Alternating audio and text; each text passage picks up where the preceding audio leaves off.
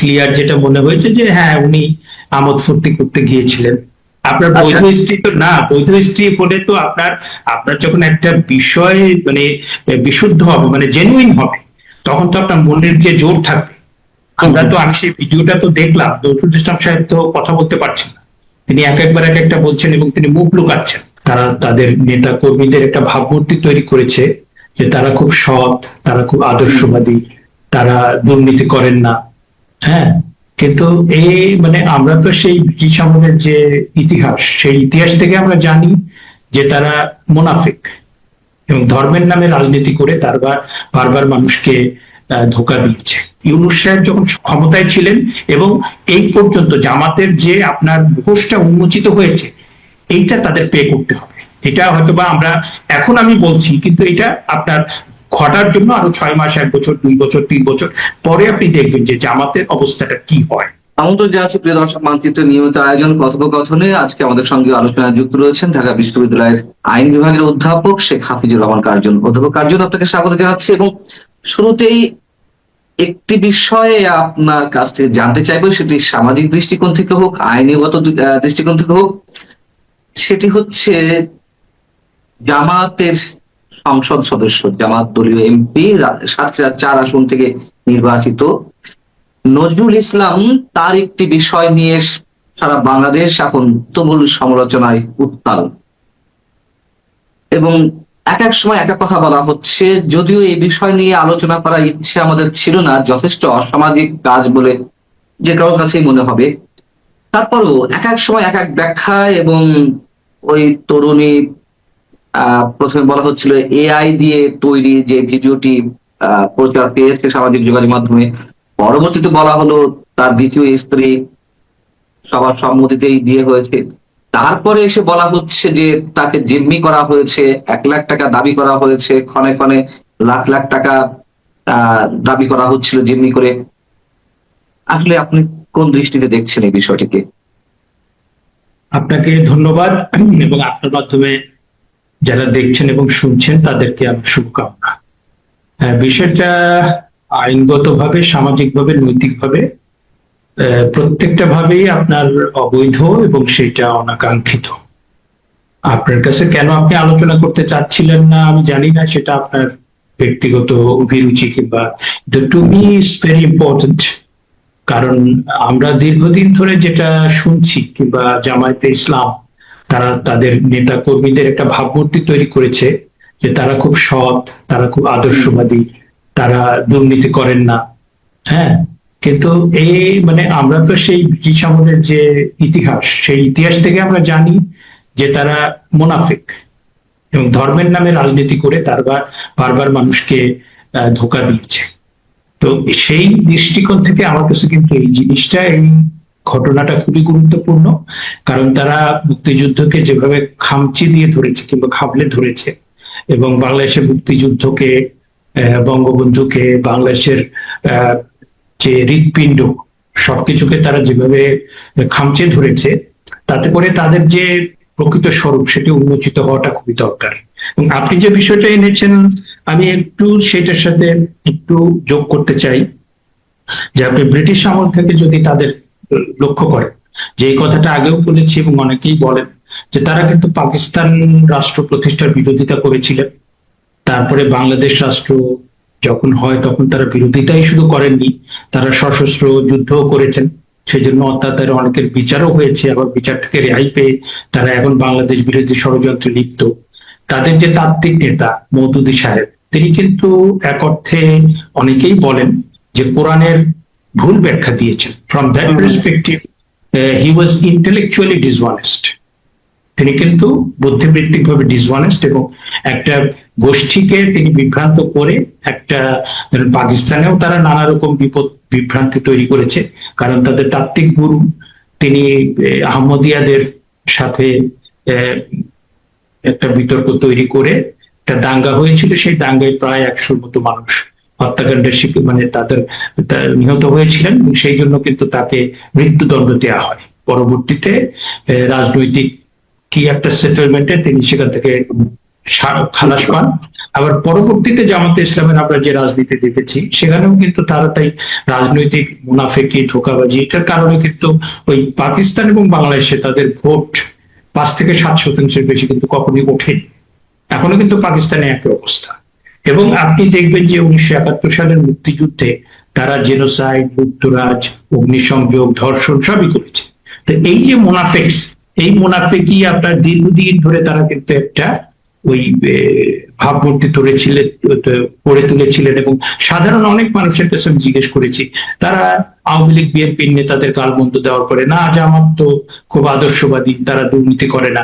এই সাম্প্রতিক দেখেন বেশ কিছু ঘটনা, আমি আপনাকে একটু পরিসংখ্যান দেই যে ঝিনাইদহের কোটচাঁদপুরে উপজেলা জামাতের আমির তাজুল ইসলাম সরকারি বরাদ্দের বাইসাইকেল বিতরণে স্বজনপ্রীতির অভিযোগ ওঠে তার বিরুদ্ধে, সেটা নিয়ে অনেক বিতর্ক হয়। নড়াইল 2 আসনের সাংসদ আতাউর রহমান বাচ্চুর ঐচ্ছিক অনুদানের তালিকা তার মেয়ের নামে, মানে ওই তালিকায় তার মেয়ের নাম ছিল, সেটা নিয়েও কিন্তু অনেক বিতর্ক হয়েছে। তারপরে নীলফামারী 4 আসনের জামাত এমপি আব্দুল মুত্তাকিব তার জীবিত বাবাকে মুক্তিযুদ্ধে শহীদ বলে উল্লেখ করে ব্যাপক সমালোচনার মুখে পড়ে। তারপরে সংসদ সদস্যদের বরাদ্দ দেওয়া ফ্ল্যাটে ওয়াশিং মেশিন, মাইক্রো ওভেন, পর্দা দেওয়ার দাবি জানিয়ে চাঁপাইনবাবগঞ্জ 2 আসনের এমপি মিজানুর রহমান ব্যাপক সমালোচনার মুখে পড়েন। আপনার মনে থাকবে যে চীনের ঈদ উল ফিতরের আগে আগে চীন দূতাবাসের তরফ থেকে, চীনের যে দূতাবাস, তারা আপনার একটা খাদ্য বিতরণ কর্মসূচি পালন করেছিলেন। জামাতে ইসলাম সেটাকে চীন এবং জামাতে ইসলামের যৌথ উদ্যোগে বলে তারা উল্লেখ করেছিলেন। পরবর্তীতে চীনা দূতাবাস থেকে জানানো হয় সেটা জামাতের কোনো অংশগ্রহণ নাই, চীনা দূতাবাস এককভাবে সেটা করেছে। আবার আপনার তুরস্কের সম্ভবত জাকাতের টাকা, ওইটা জামাত তাদের নিজেদের বলে দাবি করেছে। এবং আমরা যেটা অনেক রকম ভাবে শুনতে পাই যে আপনার জামাত ওই মিডল ইস্ট থেকে যে জাকাত টাকার বিভিন্ন অনুদান, সেটা তারা নিজেরাই নিজেদের ফান্ডে নিয়ে নেয়। আবার ধরেন যে আমাদের স্বরাষ্ট্রমন্ত্রী সালাউদ্দিন সাহেব, তিনি যেটা বললেন যে ইসলামী ব্যাংকের প্রায় 1000 থেকে 22,000 কোটি টাকা, 1100 থেকে 22,000 কোটি টাকার মতো একটা ফান্ড ইলেকশনের সময় খরচ হয়েছে। এখন এই সমস্ত অপকর্ম, তারপরে আকাম কুকাম, যত স্থূল ভাষায় বললে সব ধরনের দুর্নীতি, আর্থিক দুর্নীতি, তারপর নৈতিক দুর্নীতি, সামাজিক দুর্নীতি, মুনাফেকি, সবকিছু করার পরে তাদের যদি ভাবমূর্তি হয় যে আমরা আদর্শবান, আমরা নীতিবান, আমরা কোনো দুর্নীতি করি না, এই হচ্ছে তাদের আসল চেহারা। এবং এই চেহারাটা ঢেকে তারা মানুষকে ধোঁকা দেয়, বারবার তারা সেই ধোঁকা দিয়েছে, এবং সেই ফলাফলটা তারা ভবিষ্যতে পাবে বলে আমার দৃঢ় বিশ্বাস। নজরুল ইসলাম যে কথাগুলো বলছিলেন, স্পেসিফিক্যালি যদি তার বিষয়ে আসি, প্রথমে তো বলছিলেন যে এই আইডিয়া তৈরি তার তাদের যে মিডিয়া সেল, জামাত সাথীরা জেলা জামাতের মিডিয়া সেলের একটি অংশ, কি বার্তা আমার ঠিক খেয়াল নেই, সেখান থেকে দাবি করা হয়েছিল এই আইডি তৈরি, পরবর্তীতে দ্বিতীয় বিয়ে, পরবর্তীতে তাকে জিম্মি করে টাকা আদায়। জামায়াতের মতন একটা প্রভাবশালী রাজনৈতিক দল এই মুহূর্তে, যারা অনেকখানি সরকারের সাথে মিলেমিশে রাষ্ট্র পরিচালনা করছে, অনেকে সে অভিযুক্ত করেন, তাকে রাজধানীর মতন জায়গায়, মগবাজারের মতো এলাকায় জিম্মি করে টাকা চাইবে আর তিনি বসে থাকবেন। আবার তাকে যে ধরনের প্রশ্ন করা হচ্ছে তিনি বিব্রত বোধ করছেন, যেই তরুণীটিকে নিয়ে ঘটনা সেও বিব্রত বোধ করছে, কোনো ধরনের প্রশ্নের সরাসরি উত্তর দিতে পারছে না। সব মিলিয়ে আসলে এটি অসামাজিক কাজ বলে আপনার কাছে মনে হচ্ছে কিনা? ভিতরে কোনো বিশেষ কিন্তু আছে কিনা? না, আমার কাছে তো যেটা মনে হয়েছে ক্লিয়ার যেটা মনে হয়েছে যে হ্যাঁ, উনি আমোদ ফুর্তি করতে গিয়েছিলেন। হ্যাঁ, এবং 15 বছরের মেয়ে, বোধহয় মেয়ের বয়স বোধহয় 15 বছর, এবং এই লেখা 18 বছর। হ্যাঁ, বায়োডাটায় লেখা আবার 18 বছর, তার যে তৈরি বায়োডাটা। আচ্ছা, যাই হোক, তো সেখানে আপনার ওই আমোদ ফুর্তি করতে গিয়ে তিনি কিভাবে এটা ডিটেক্টেড হলো, সেটা আমার কাছে একটা বড় প্রশ্ন, যে এটা কারা কিভাবে সামাজিক যোগাযোগ মাধ্যমে ছড়িয়ে দিল। হ্যাঁ, আমার কাছে কিন্তু ওইটা একটা বড় প্রশ্ন, যে জামাত তো খুব প্রভাবশালী, তারা বিরোধী দল, তাদের কত রকম নেটওয়ার্ক আমরা তো শুনি। এখন তাদের পেছনে যদি এরকম মানে লোকজন, একজন এমপি তিনি আমোদ ফুর্তি করতে গিয়েছেন, তো আমাদের দেশে তো এমপি মন্ত্রী তারপর অনেক প্রভাবশালী লোক অনেক রকম আমোদ ফুর্তি করতে যায়। তো ইদানিং তো তা আমরা আমোদ ফুর্তি বলতে যদি বৈধ স্ত্রী হয়, আমি এই জন্য বলছিলাম যে আসলে কেন আমি আলোচনা করতে চাইনি, আপনি বৈধ বুঝতে স্ত্রী তো পারছেন। না, আপনার আচ্ছা। বৈধ স্ত্রী তো না। বৈধ স্ত্রী হলে তো আপনার আপনার যখন একটা বিষয় মানে বিশুদ্ধ হবে মানে জেনুইন হবে, তখন তো আপনার মনের যে জোর থাকবে। হুম, আমরা হুম, তো আমি সেই ভিডিওটা তো দেখলাম, নজরুল ইসলাম সাহেব তো কথা বলতে পারছেন না, তিনি এক একবার এক একটা বলছেন এবং তিনি মুখ লুকাচ্ছেন, এবং হুম, মেয়েটার হুম, ছবি তো আপনার ঘোলাটে করে দেওয়া হয়েছে, সেটা অবশ্য নৈতিকতার মধ্যেই পড়ে। হ্যাঁ, হুম, সেটা আপনার সাংবাদিকতার এথিক্স এর মধ্যেই পড়ে। এখন আপনি ধরেন যে যেহেতু বিষয়টা উনি আমোদ ফুর্তি করতে গিয়েছিলেন, পরবর্তীতে সেটা যেহেতু ডিটেক্টেড হয়েছে, সামাজিক যোগাযোগ মাধ্যমে ছড়িয়ে দেওয়া হয়েছে, এখন তিনি তো বেকায়দায় পড়েছেন, তার দল বেকায়দায় হুম, পড়েছে। এখন প্রথমে বললেন এআই দিয়ে, সেটা যখন ফ্যাক্ট চেকিং এ বললো যে না এআই দিয়ে না, তখন দ্বিতীয় হুম, স্ত্রী হুম, বললেন, তারপরে দেখা গেল হুম, সেটাও সত্যি না। এখন ওই একটা মিথ্যা বলতে গিয়ে আপনার দেখা যায় যে 10টা মিথ্যা বলতে হয়। তো এখন হুম, ওই যে এদের মানে ওই আপনার জামাত ইসলামের চরিত্র ফুলের মতো পবিত্র, সেই পবিত্র মানে চরিত্র আমরা দেখতে পাচ্ছি যে কোথাও তারা দুর্নীতি করছে, কোথাও আপনার নারী নিয়ে কেলেঙ্কারি হচ্ছে। এবং আপনার নিশ্চয়ই মনে পড়বে তাদের আমির, তিনি কিন্তু তার এক্স অ্যাকাউন্টে বলেছিলেন যে কর্মজীবী মহিলা যারা, তাদেরকে তিনি পতিতার সাথে তুলনা করেছিলেন। সুতরাং এই যে এদের যে বিকৃত মানসিকতা, এবং আপনি ধরেন ইসলামের মতো একটা মহান ধর্ম, এইটাকে তারা রাজনীতিতে ব্যবহার করে তারা যে মানুষকে ধোঁকা দিচ্ছে, জান্নাতের টিকিট বিক্রি করতে করতে তাদের কি হুম, অবস্থা। হুম, তারা তো মনে করেছিল ক্ষমতায় চলেই গিয়েছে, কিন্তু আপনার ওইটা কিন্তু ওই জামাতের যে মুনাফিকি চরিত্রটা, সেটা কিন্তু ওই 71 সালের ওইটা যারা বেঁচে আছে তারা বলতে পারেন না। এবং অনেকেই একটা বিভ্রান্তির মধ্যে ছিলেন, সেই বিভ্রান্তিটা আস্তে আস্তে কেটে যাচ্ছে। এবং এটা বলা হয় যে জামাত এই গত নির্বাচনে তারা হেরেছে হেরেছে এটা ধরেন আওয়ামী লীগের কিছু লোক, শিক্ষিত লোক, সচেতন লোক, তারা গিয়ে ভোট দিয়েছে বিএনপি কে।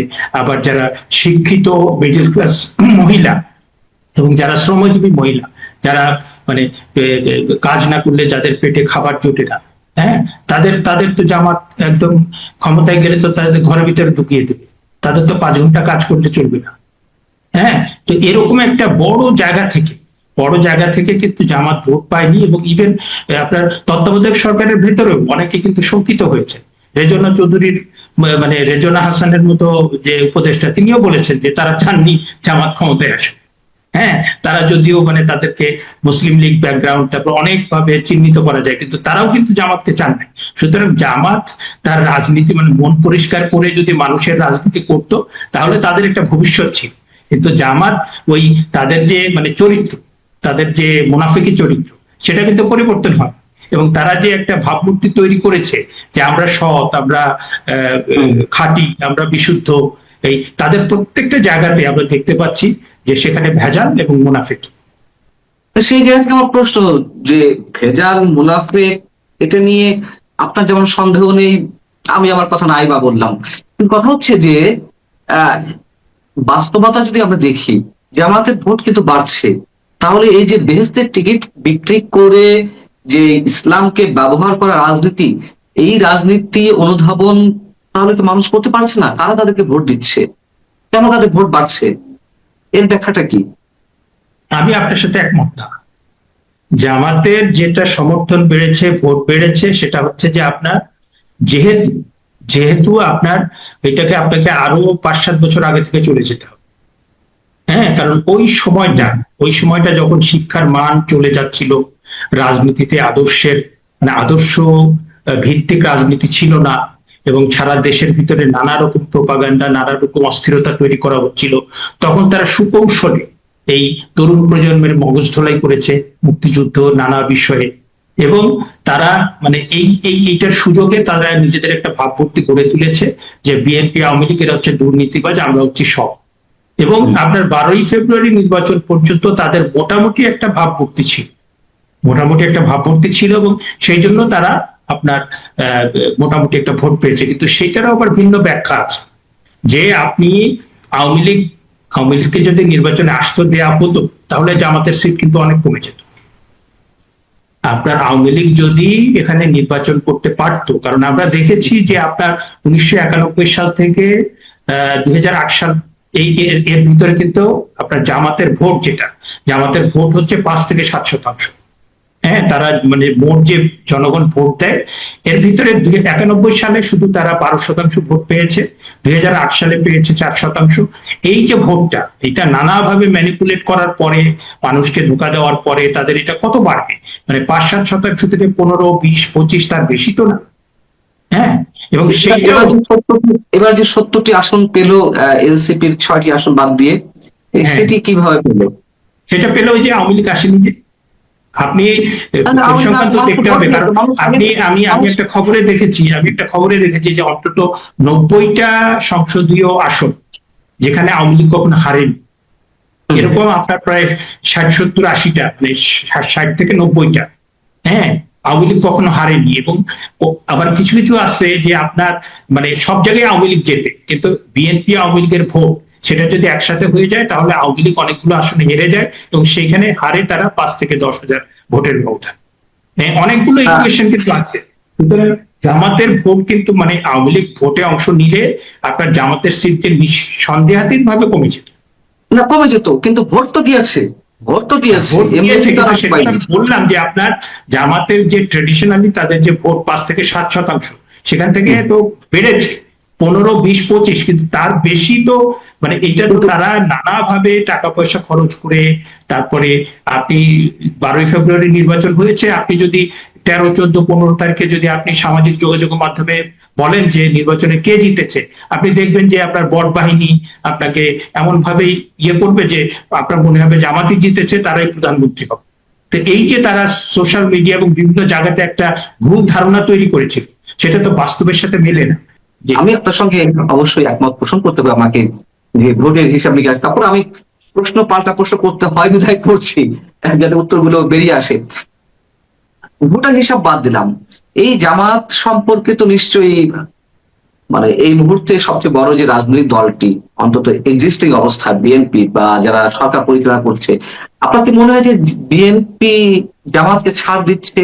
বিএনপি জামাতকে নিয়েই আগামী দিনে রাজনীতি করতে চাচ্ছে, মানে প্যারালালি হোক অথবা একসাথে মিলেমিশে হোক, যেভাবেই হোক না কেন, যদি তাই হয়ে থাকে, আপনি একমত পোষণ করেই থাকেন, তাহলে কি আপনার মনে হয় যে বিএনপি কেও এর জন্য বড় ধরনের পে করা লাগতে পারে? আমি যেটা মনে করি, বিএনপি কে পে করতে হতে পারে। মার্কিন যুক্তরাষ্ট্রের সাথে বাংলাদেশের যে চুক্তিটা হয়েছে সেইটা রিভিউ না করা, মানে সেই জিনিসটাকে সংসদে আলোচনা করতে না দেওয়া, মুক্তিযুদ্ধের পক্ষে খুব শক্তিশালী অবস্থান না নেওয়া, তারপরে গণতন্ত্র, মানবাধিকার ইত্যাদি বিষয়ে তাদের ব্যাপারে যে একটা ইতিবাচক ধারণা তৈরি হয়েছিল সেইটা বাস্তবায়ন না করা। কিন্তু আমার কাছে যেটা মনে হয় যে অনেকেই বলেন, এবং সেটার সত্যতা যে নাই আমি তা বলবো, যে বিএনপি জামাত মিলেমিশে দেশ চালাচ্ছে, আমার কাছে মনে হয় সব জায়গায় সেটা সত্যি না। কারণ আপনার এই মানে ধরেন যে ইউনূস সাহেব ক্ষমতায় বসার পরে মানে জামাত তো বিএনপি কে নির্ভর করে দিতে চেয়েছে, এবং তারা তো নিজেরা ক্ষমতায় আসতে চেয়েছে, এবং সেইখান থেকে তারা কিন্তু মাননীয় প্রধানমন্ত্রী তারেক রহমান সম্পর্কে অশ্লীল কথাবার্তা বলেছে, খুবই অশ্লীল। এবং তারা কিন্তু সালাউদ্দিন সাহেব, তারপরে মির্জা ফখরুল ইসলাম, তাদের কাউকে ছাড় দেবে। এবং সাম্প্রতিক সময়ে আপনি দেখবেন ওই 2-3 দিন আগে হেফাজতে ইসলামের কিন্তু 7টা দল আলাদা মিটিং করেছে, এবং আমার ধারণা এটার পেছনে কিন্তু মানে সরকারি দলের হাত আছে, এবং আপনি জানেন রাজনীতিতে অনেক কৌশল আছে। হ্যাঁ, সুতরাং এই যে 5ই আগস্টের পরে, আমি আগেও বলেছি 5ই আগস্টের পরে কারোর জন্যই কোনো কিছু সহজ হবে না। এইটা 5ই আগস্টের পরে পরিস্থিতি আওয়ামী লীগের জন্য চ্যালেঞ্জিং, বিএনপির জন্য চ্যালেঞ্জিং, তারপরে আপনার জামাতের জন্য চ্যালেঞ্জিং, আমার বিশ্ববিদ্যালয়ের জন্য চ্যালেঞ্জিং, আপনার সাংবাদিকতার জন্য চ্যালেঞ্জিং। প্রত্যেকটা সেক্টরে যে ওলট পালট হয়েছে, প্রত্যেকটা সেক্টরে যে আপনার মানে মানে অকল্পনীয়, মানে আইনের বাইরে গিয়ে যে সমস্ত আপনার মব হয়েছে, আপনি মব করে শত শত সাংবাদিক চাকরিচ্যুত হয়েছেন, মব করে শত শত শিক্ষক তারা ঘরের ভিতরে বসে আছেন, মব করে আপনার ওই সামরিক বাহিনীর অনেককে আপনার চাকরিচ্যুত করা হয়েছে, সাব জেলে তাদের রাখা হয়েছে, পুলিশ কর্মকর্তাদের হত্যা করা হয়েছে। এর তো বড় একটা মানে অনেক কিছু আমরা জানিও না, ঠিকমতো উন্মোচনও হয়নি। সুতরাং এইটা নিয়ে আপনি মানে এইটা যদি আপনি অ্যাড্রেস না করেন তাহলে পরে পরিস্থিতি খুব বেশি ভালো হবে না। দেখেন পান্না ভাই, একটা কথা বলি যে আপনার 2021, 22, 23 এই সময়টাতে আমরা কিন্তু I didn't feel very good. তৎকালীন সরকার যেভাবে ক্ষমতা চলছিল, তারপরে আপনার যে সমস্ত আপনার নানা বিষয়ে আলোচনা হচ্ছিল, দ্রব্যমূল্য পরিস্থিতি, সুশাসন, বিরোধী দলের প্রতি আচরণ, অনেক কিছু, আই ডিডন্ট ফিল গুড। আপনি নিজেও নিশ্চয়ই ভালো ফিল করেন নাই, এবং আমরা কিন্তু তখনই আশঙ্কা করছিলাম যে খুব অ্যাবনর্মাল কিছু হয়তো বা ঘটবে।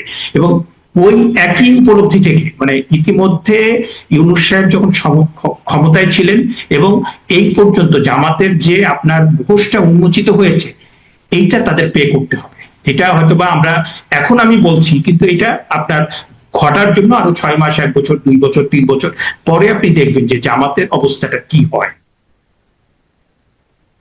এখন কেউ যদি বলে যে একজন দুজন মানুষের জন্য আহ পুরো দল দায়িত্ব নেবে কেন, সেই প্রশ্ন উত্তর আপনি কি বলবেন? যদি আমাদের একজন দুইজন তো না ভাই, একজন দুইজন তো না। আমি তো নিজেই 5টা ঘটনা উল্লেখ করলাম, 5টা না 6টা। তারপরে তাদের মওদুদী সাহেবের কথা উল্লেখ করলাম। তারপরে আপনার 71 সালের ওইটা তো আপনার, ওইটা সবাই বলে। তারপরে আপনার এই যে সম্প্রতি আরেকটা হলো, তার চীনের তাদের খাদ্য বিতরণ করেছেন, সেটা জামাত নিজের নামে চালিয়ে দিল। তারপর তুরস্ক থেকে জাকাতের টাকা আসলো, সেটা তাদের নামে চালিয়ে দিল। ইসলামী ব্যাংক কেলেঙ্কারি, এটা তো একটার পর একটা বেরোচ্ছে ভাই, একটা দুইটা না, আপনার তো অনেকগুলো বেরোয় গেছে, অনেকগুলো বেরোয় গেছে। এবং আপনার এটার সাথে আপনি ওই পাকিস্তান আমলের ঘটনা, 71 সালের ঘটনা, সেটা আরো বেশি আপনি আলোচনা করতে হবে যে যারা ভালো আমরা চাই তারা ভালো কাজ করুন, আর যারা খারাপ করেছেন তারা যদি নিজেদের ভুল স্বীকার করে ভালো কাজ করেন তাহলে আমরা সাধুবাদ জানাই। আর যদি একটা মুনাফেক শুধু মুনাফেকি করতেই থাকে, এবং সেই মুনাফেকি একটা দলের মুনাফেকি যদি পুরো একটা দেশকে আক্রান্ত করে, এবং সেটা যদি মুক্তিযুদ্ধের বাংলাদেশকে আক্রান্ত করে, তাহলে তো ভাই সেটা তো আমরা মেনে নিব না, এবং সেটা আমরা কোনোভাবেই মানবো না। এবং প্রত্যেকটা মুনাফিকি, প্রত্যেকটা দুর্নীতি, প্রত্যেকটা অনাচার, প্রত্যেকটা মবের বিচার হতেই হবে।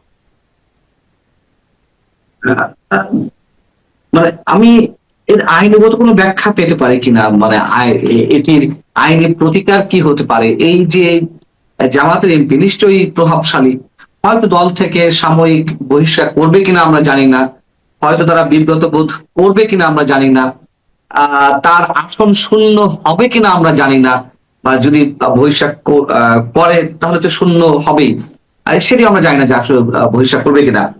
অর্থাৎ দলীয়গতভাবে আমরা খুব বেশি প্রত্যাশা করতে পারছি না যে এর বিরুদ্ধে কোনো অ্যাকশন নেওয়া হবে। আবার জামাত যে ধরনের সংগঠন, তারা অনেক সময় বেশ কৌশলে অংশ নেয় যে একজন দুজনকে ছেড়ে দিলে কিছু যায় আসে না, দলের ভাবমূর্তি বাড়ে। যেটি হোক না কেন, রাষ্ট্রীয়ভাবে এটির বিরুদ্ধে কি ধরনের ব্যবস্থা নেওয়া যেতে পারে, বা সরকার কোন ধরনের তার সরকারের কোন ধরনের ব্যবস্থা নেওয়ার সুযোগ আছে কিনা? এইটা তো ধরেন যেটা হয়েছে সেটার বিরুদ্ধে আপনি ক্রিমিনাল প্রসিকিউশন হতে পারে। হ্যাঁ, যেটা হয়েছে সেটা তো আপনার আইনগতভাবে অবৈধ।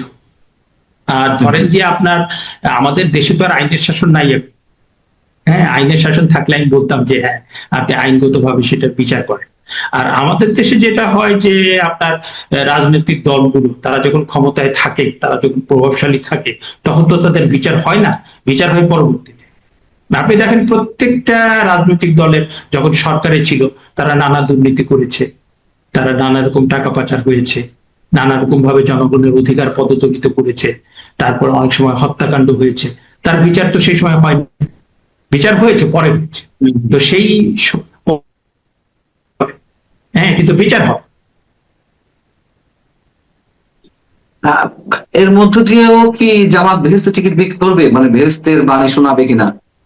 আমার তো মনে হয় যে জামাত বেহেশতের টিকিট বিক্রি করে যে পরিমাণ লুজ করেছে, আমি সাধারণ মানুষের কাছ থেকেও জামাত সম্পর্কে আগে ভালো কথাই শুনতাম যে না, ওনারা তো ভালো, ওনাদেরই ক্ষমতায় আনতে হবে। কিন্তু এখন ওই রিক্সাওয়ালা কিংবা ধরেন যে একজন মুদি দোকানি, তাদেরও শুনি না, এই বেটারা আসলেই মুনাফেক, এরা জান্নাতের টিকিট বিক্রি করে ভোট চায়। হ্যাঁ, তো সুতরাং এই যে বললাম যে জামাত যে অপকর্মটা করেছে, যে মুনাফেকি করেছে, জাতির সাথে যে প্রতারণা করেছে, এটার ফল তারা পাবে। এবং সেটা কিছুদিনের ভিতর থেকে শুরু হবে, কারণ মানুষের মধ্যে যখন আস্থাটা চলে যাবে। আপনি দেখেন যে প্রত্যেকটা দল যখন ক্ষমতায় ছিল নানা কিছু করেছে, আস্তে আস্তে মানুষের আস্থা চলে গিয়েছে, তার পরিণামটা তারা পরে ভোগ করেছে। আর জামাত তো ধরেন ক্ষমতায় যায়, কিন্তু তাদের তো সেই 71 সালের স্টিগমাটা। সম্প্রতি আমি একটা খুব মানে গোপন গোপন গোপন কথাই শুনলাম, জামাতের খুব উঁচু উঁচু মানে একদম ফার্স্ট ইয়ারের একজন নেতা, তিনি আমার মানে এক আইনজীবী বন্ধুকে কোনো একটা অনুষ্ঠানে বলছেন যে ভাই, আমরা তো জানুয়ারি না ডিসেম্বর, ফেব্রুয়ারি, মার্চ, জানুয়ারি এই সময়টাতে আমরা খুব মানে খুব কষ্টের ভিতরে থাকি। কারণ ডিসেম্বর আসলে 16ই ডিসেম্বর, তারপরে আপনার ফেব্রুয়ারিতে 21শে ফেব্রুয়ারি, মার্চ মাসে 26শে মার্চ, তারপরে পহেলা বৈশাখ, এদিকে ওদিকে বসন্ত উৎসব, এই সমস্ত হলে মানে বাঙালি যে উৎসবে মেতে ওঠে। আবার ওই আপনার 16ই ডিসেম্বর, 21শে ফেব্রুয়ারি, 26শে মার্চ, তখন আপনার যে মুক্তিযুদ্ধ নিয়ে আলোচনা হয়, এবং মুক্তিযুদ্ধের আলোচনা আসলেই চলে আসে যে এদেশীয় ঘাতক, এদেশীয় রাজাকার, এদেশীয় আলবদর, এবং সেই আলোচনায় তাদের মুখোশ বারবার উন্মোচিত হয়। সুতরাং তারা খুব ভয়ের মধ্যে থাকে এই সময়ের ভিতরে। তো তারা তো সেই তাদের যে 71 সালের তাদের যে ঘাতক চরিত্র কিংবা তাদের মুনাফিকি চরিত্র, সেটা তো পরিবর্তন হয় নাই। সেটা তো আপনার এখন যেটা আমরা দেখতে পাচ্ছি যে জুলাই আগস্টে যে আন্দোলন হয়েছে, তারাই মানুষ হত্যা করে এখন বঙ্গবন্ধু কন্যার উপর চাপিয়ে দিচ্ছে। তাদের সেই চরিত্র তো বদল হয় না। সুতরাং সেই চরিত্র বদল না হলে, সেটা যেহেতু উন্মোচিত হয়েছে, মানুষের আস্থা তো থাকবে না, এবং সেটার পরিণতি তাদের ভোগ করতেই হবে। অনেক অনেক ধন্যবাদ অধ্যাপক কার্জন, আপনাকে আমাদেরকে সময় দেওয়ার জন্য। আপনি ভালো থাকবেন, শুভকামনা সবার জন্য। দর্শক, আপনারা যারা শুনবেন অবশ্যই আপনারা ভালো থাকবেন। আল্লাহ হাফেজ।